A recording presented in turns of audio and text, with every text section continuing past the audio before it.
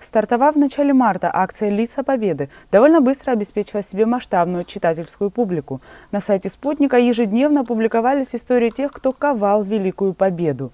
Более 4000 просмотров, что еще раз доказывает, в нашей стране историю помнят, а ветеранов Победы чтут.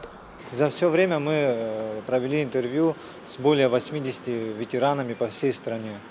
Они живут, участники проекта, в основном очень далеко от города, и более 6000 километров нам объездили по всей стране, опросили и уделили им всем внимание.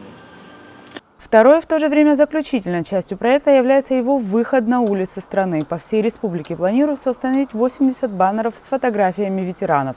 Проект, по мнению авторов, выполняет и определенную воспитательную работу, рассказывая молодому поколению о тех, кого нельзя забывать. Ветеранам очень тяжело вспоминать трагические события тех дней. Они уже в возрасте, и им у многих проблемы со здоровьем, но они, тем не менее, дали это интервью, потому что для них очень важно то, как мыслит молодежь и как относится к тем событиям.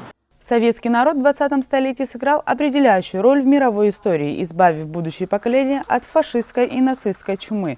Более 55 тысяч жителей Абхазии принимали участие в боях Великой Отечественной. Около 17 тысяч не вернулось с фронта. И более 55 тысяч жителей Абхазии воевали, мужественно, отважно воевали и на Кавказе, и на подступах к Москве, и в Сталинграде, и под Севастополем, Новороссийском, Одессой, освобождались страны Европы и боролись с милитаристской Японией. Своим мнением о проекте поделились и присутствовавшие на встрече ветераны.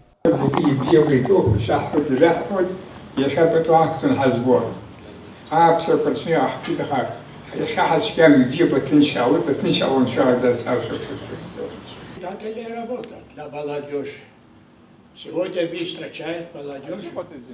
И они, наоборот, становятся на это. Дай Бог, чтобы те ветераны, которые еще живы, чтобы они долго-долго жили.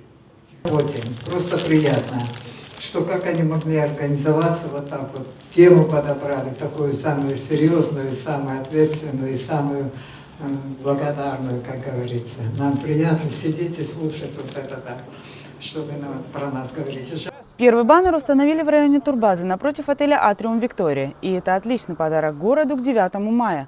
Фотографии тех, кто учит верности Родине. Лица, которые по-настоящему умеют любить, ждать и верить. Илана Казова, Раму Камке, Абаза ТВ.